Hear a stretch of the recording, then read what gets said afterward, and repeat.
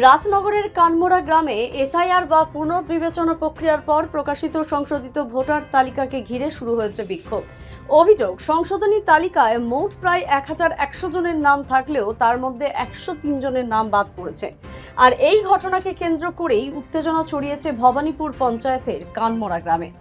স্থানীয়দের দাবি, যাদের নাম তালিকা থেকে বাদ পড়েছে তাদের অনেকেই বহু বছর ধরে নিয়মিত ভোট দিয়ে আসছেন, প্রয়োজনীয় কাগজপত্রও তাদের কাছে রয়েছে বলে জানিয়েছেন গ্রামবাসীরা।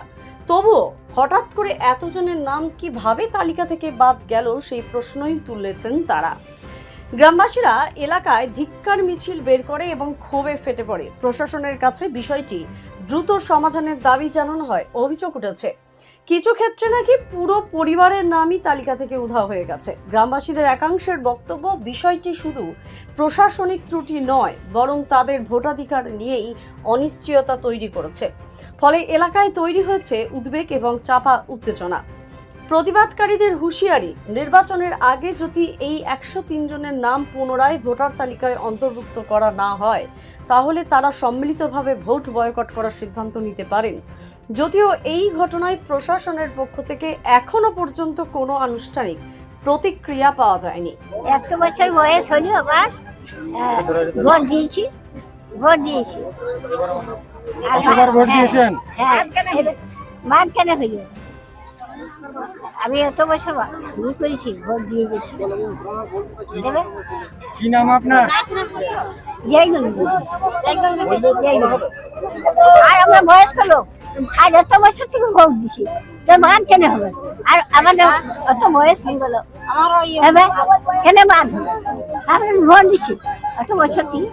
আজকে আমাদের এই মিছিল হচ্ছে আমাদের কানমোড়া গ্রাম ভবানীপুর পঞ্চায়েতের রাজনগর থানা। যে সমস্ত ভোটার রয়েছে তা হয়েছে সমস্ত ভোটার হচ্ছে 1100। তার মধ্যে আমাদের 103 জন ভোটার ডিলিট করা হয়েছে। আমরা কমিশনারের কাছে এটাই বলতে চাই যে আমাদের 1100 ভোটার থেকে 103 জন ভোটারকে বাদ দেওয়া হলো কেন? যেহেতু আমাদের ডকুমেন্টস প্রায় সকলেরই পাকাপুক্ত আছে, ভোটও দিয়েছে, তাদের বাবারা ভোট দিয়েছে, ছেলেরাও ভোট দিয়েছে, মায়েরাও ভোট দিয়েছে। এরই মধ্যে কোনো ফ্যামিলির দেখা গেছে যে বাবার নাম বাদ গিয়েছে, ছেলের নাম উঠেছে।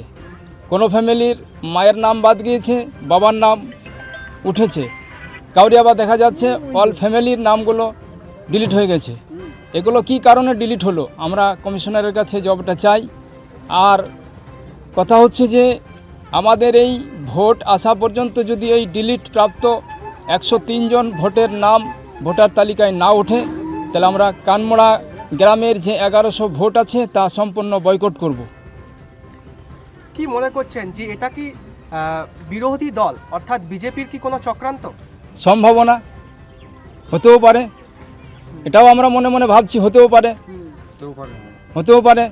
সামনেই তো 26-এর নির্বাচন কমিশন বিজেপির দালালি করে এইগুলা বাদ করেছে। শুধু মুসলমানের 1100 ভোটের মধ্যে হিন্দুর শুধু 3 জন বাদ গেছে, আর বাকি 102 জন শুধু মুসলিমের বাদ গেছে। তাহলে এখানে বাদ যদি হতো সমানভাবে, তাহলে হিন্দু মুসলিম সবারই অর্ধেক বাদ হতো। আজ হিন্দুর 2 বাদ, 2 থেকে 3 জন বাদ, আর মুসলমানের 102 জন বাদ। তাহলে এখানে পুরোপুরি বোঝা যাচ্ছে যে কোন কমিশনার যে আছে বিজেপির দালালি করছে। আর বিজেপির দালালি করার জন্য আজ মুসলিমদের বেছে বেছে বাদ দিচ্ছে। কি দাবি রয়েছে এখন আপনাদের? আমাদের ভোটের আগে যদি এই নামগুলা কাগজপাতি যাদের ঠিক রয়েছে তাদের যদি নাম যদি উঠে যায় তাহলে ভোট হবে। আর যদি নাম না উঠে তাহলে যাদের নাম আছে তারাই ভোট দেবে না, যাদের ডিলিট আছে তারাই ভোট দেবে না। আপনার পরিচয়? আমার গ্রাম কানমোড়া, আমার নাম শেখ আমির। দ্য সহজ পাঠ, সহজ কথা, সঠিক তথ্য।